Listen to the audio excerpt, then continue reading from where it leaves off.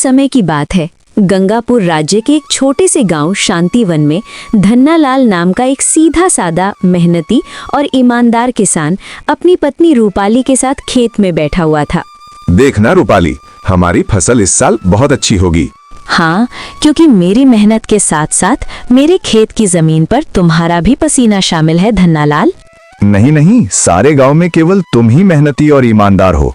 तुम्हारे पास जमीन तो कम है, लेकिन तुम्हारा दिल बहुत बड़ा है। कुछ देर बाद दोनों पति पत्नी घर चले गए। मैं तुम्हें एक बात बताना तो भूल ही गई, घर में लकड़ियाँ खत्म हो गई हैं। अरे चिंता मत करो, मैं कल सुबह सबसे पहले जंगल में लकड़ियाँ काटने के लिए ही चला जाऊंगा, ठीक है ना? ले आऊंगा, चलो अब। अगली सुबह धन्नालाल लकड़ियाँ काटने के लिए जंगल चला गया। धन्नालाल एक पेड़ पर कुल्हाड़ी चलाने ही वाला था कि तभी उसने देखा झाड़ियों में एक घायल गधा करा रहा था। हे भगवान, बाप रे, इस गधे को तो लगता है किसी ने बुरी तरह से घायल कर दिया है। जरूर किसी जंगली जानवर ने इसके ऊपर हमला किया होगा। पता हो भला, बेचारे का पांव खून से भरा हुआ है। ओहो हो। काश तू बोल सकता तो बता सकता कि तेरी तकलीफ कहाँ है। फिलहाल तो तेरे पांव में खून दिख रहा है, लेकिन जिस तरह से तू दर्द से तड़प रहा है ना, बाप रे, तकलीफ तो कहीं और ही है। उसी समय वहाँ एक साधु आ पहुंचा।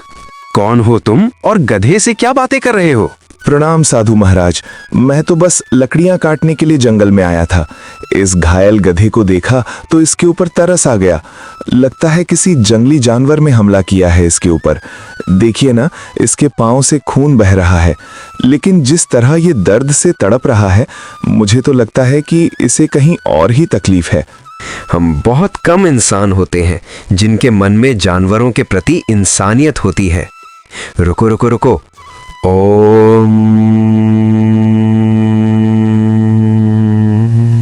इतना बोलकर साधु मंत्र पढ़ने लगा।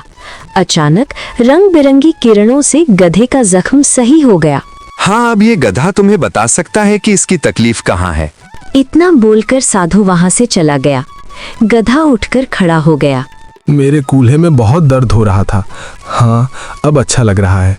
एक भेड़िए ने मुझ पर हमला किया। मैं बचने के लिए दौड़ा।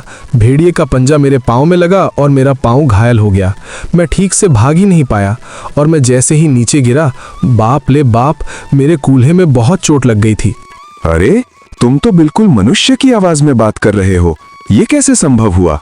जब साधु ने मंत्र पढ़ा ना, तब मुझे ऐसा लगा कि मेरे अंदर बात करने की शक्ति आ गई है। मैंने बोला और मेरी आवाज तुम तक पहुंच गई। लगता है ये चमत्कार साधु बाबा ने किया है। अच्छा ये बताओ, तुम मेरे घर पे चलोगे?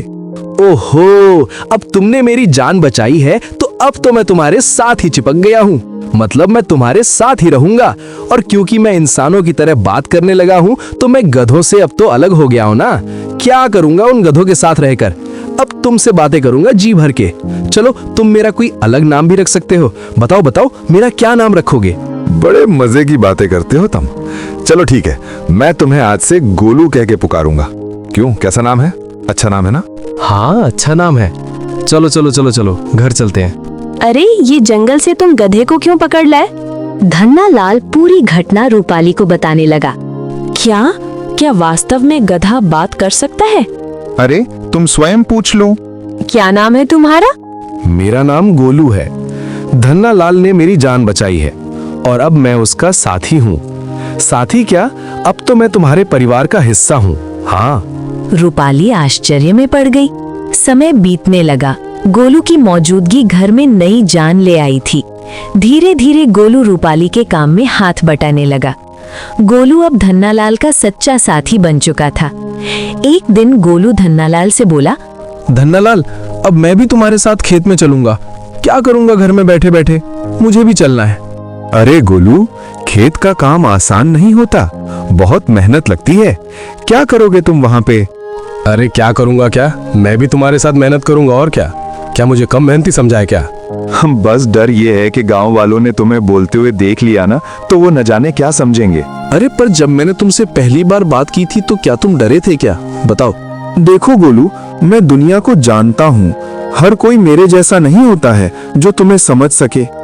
ओहो, मुझे दुनिया से क्या है लेना देना, मुझे तो तुम्हारे संगे रहना। मेरा मतलब ये है कि मुझे बस तुमसे मतलब है, क्योंकि मैं तुम्हारा साथी हूँ। हाँ। धन्नालाल मुस्कुराया और अगले दिन गोलू को साथ लेकर खेत चला गया। कुछ ही दिनों में गोलू ने खेती की हर बात सीख ली। अब वो धन्नालाल का सच्चा मददगार बन गया था। धन्नालाल, अरे आज की मिट्टी तो बहुत भारी लग रही है। गोलू, अब तो तू पक्का किसान बन गया है, मिट्टी का भी फर्क समझने लगा है। हाँ, गोलू की बात अब गांव में फैलने लगी थी और ये बात आखिरकार पहुंची जमींदार बलदेव के कानों तक।